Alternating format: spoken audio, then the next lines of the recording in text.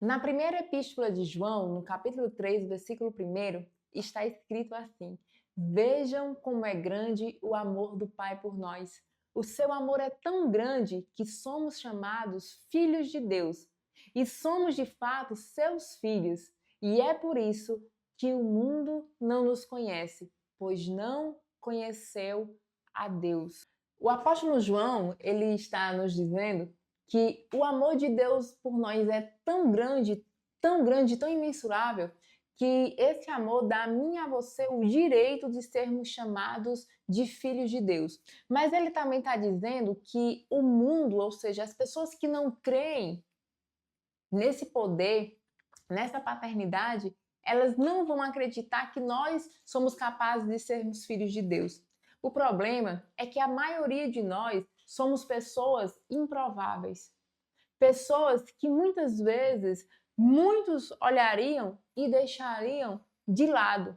Mas se nós olharmos para Jesus e para os discípulos que o próprio Jesus escolheu, nós vamos ver que Jesus escolheu o Pedro, que por mais que fosse ousado, era ali o cara totalmente prepotente e que teve que ir sendo moldado por Jesus o tempo inteiro. Jesus escolheu Tomé, o cara que andava com Jesus, mas que era incrédulo. Jesus escolheu Judas, que conhecia e o via de todas as formas, mas que optou por lhe trair. E aí, quando nós olhamos para tudo isso, porque é muito fácil nós sentarmos à mesa com João, que reclina a cabeça em nosso ombro, mas escolhermos pessoas como Pedro, como Tomé, como Judas, isso aí é um pouco difícil para todos nós. Mas Jesus não nos vê dessa forma. E mesmo Ele vendo as nossas fraquezas, as nossas fragilidades, as nossas limitações, o que é que Ele faz? Ele nos dá o direito de sermos chamados filhos de Deus. E esse direito, ele para ser exercido por nós, ele precisa de algo. Ele precisa que nós venhamos crer que Ele é o Senhor da nossa vida, que Ele é o nosso Salvador. Afinal de contas, a salvação, ela vem, ela é nos dada por Jesus por meio da graça, através da fé. Não é algo meritório, não é algo por causa do nosso esforço, é algo que o próprio Deus nos deu de forma gratuita. Ser salvos por Deus não nos custou nada. Mas vivermos com Deus nos custará tudo, porque nos custará o nosso próprio eu. E quando nós temos que entender que para nos posicionarmos como filho de Deus, precisamos abrir mão das nossas próprias vontades e nos submetermos à vontade de Deus, muitas pessoas ficam se questionando. Tem muita pessoa por aí que pensa que para viver com Deus é viver uma vida chata. Que pensa assim, eu vou deixar tudo. Ou pessoas que são prepotentes ao ponto de pensar, eu deixei tudo por Jesus. E a primeira coisa que eu quero aqui é corrigir isso com você. Eu e você não deixamos tudo por Jesus. Eu e você deixamos nada por tudo. Porque vivíamos uma vida de miséria, uma vida suja, uma vida escravizada. Mas agora recebemos, entregamos todas as nossas misérias e recebemos tudo que é Jesus. E nós precisamos compreender isso. E a nós, Ele deu o direito de nós sermos chamados de filhos de Deus. Imagina o Deus excelso, o Deus todo-poderoso, o Deus criador dos céus, da terra, de todo o universo, de tudo que existe, nos dá a mim e a você, homens, mulheres, pecadores, porque enquanto estivermos aqui nessa terra, nesse corpo, seremos pecadores. Porque aquele que diz que não tem pecado já se fez pecado, diz a palavra de Deus. Aquele que diz que não tem pecado algum já é pecador. Então, o que é que nós precisamos entender? Que nós, pessoas errantes, pessoas improváveis, fomos escolhidos por Deus para sermos chamados de filhos do seu amor, de filho daquele que é o Todo-Poderoso. E é por isso que nós precisamos adquirir essa consciência de filiação, de que somos filhos de Deus, assumindo o papel de filho de Deus. Porque assim como nós vimos aqui em um momento anterior, que lá em Gálatas o apóstolo Paulo escreveu que o herdeiro sendo menino, embora seja dono de tudo, em nada é diferente de um escravo. Porque enquanto nós tivermos a nossa mentalidade escravizada, a nossa mentalidade presa, as coisas que nós achávamos que fariam bem a nós, coisas que são frutos dos nossos próprios prazeres, do nosso próprio ego, do nosso próprio individualismo, coisas que a gente só faz para pensando no nosso próprio umbigo. Enquanto nós tivermos esse pensamento, essa mente cauterizada, escravizada dessa forma, do individualismo, nós nunca desfrutaremos do que é verdadeiramente sermos filhos de Deus. E é por isso que nós precisamos de uma transformação. E essa transformação, ela começa em primeiro ponto dentro da nossa mente. Paulo vai escrever aos Romanos dizendo assim: transformai-vos pela renovação do vosso entendimento, transformai-vos pela renovação da nossa mente. Por quê? Porque nenhum de nós podemos ter um encontro com Jesus e permanecermos sendo os mesmos. Não tem como eu dizer assim que eu entreguei a minha vida a Jesus e continuar querendo ter o controle da minha vida. Porque Jesus nos faz um convite muito claro. Jesus diz assim: aquele que quer vir, tome sua cruz e me siga. Jesus diz: aquele que quer viver comigo, renuncie o homem a si mesmo. Negue a você mesmo. Uma vida com Cristo não é uma vida de conquista. Uma vida com Cristo é uma vida de renúncia. Só que tem muita gente por aí achando isso pesado demais. E tem muita gente parando de pregar a verdade do Evangelho porque está buscando agradar pessoas e não fazer a vontade de Deus. Eu poderia estar dizendo aqui para você que você é filho de Deus, que você é mais que vencedor, que você é próspero, que você vai prosperar, que você vai ter riquezas materiais, que você vai ter coisas nessa terra, que você é abençoado, que Deus perdoou você, que você é o queridinho do papai, a queridinha do papai. Mas eu não vim aqui para dizer isso para você, porque eu entendo que a palavra de Deus precisa nos confrontar também. Para quê? Para que não seja esse momento um momento informativo, mas um momento que traga transformação na minha e na sua vida. Porque senão a gente continua com essa mentalidade escrava, que somos dono de toda a herança da promessa, mas que não tomamos posse porque ainda somos meninos. O apóstolo Paulo diz assim: quando eu era como menino, falava como menino e vivia coisas de menino. Por quê? Porque não tinha maturidade ainda. E quem não tem maturidade não consegue sequer desfrutar da graça de Deus. Pessoas que não têm maturidade não conseguem andar em graça porque precisam de um conjunto de regras para lhe colocar no cabresto.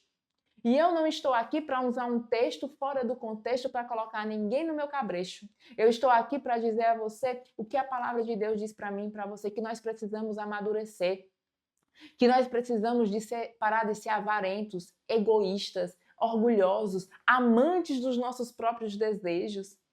Porque o evangelho de Cristo, ele não só tem a ver comigo, ele não só tem a ver com você. O evangelho de Cristo, ele é coletivo. Deus, ele não aceitou Jesus e foi congregar numa igreja evangélica da placa A, B ou C. Nem numa católica também. Deus não é evangélico, Deus, ele é o Deus de toda a terra.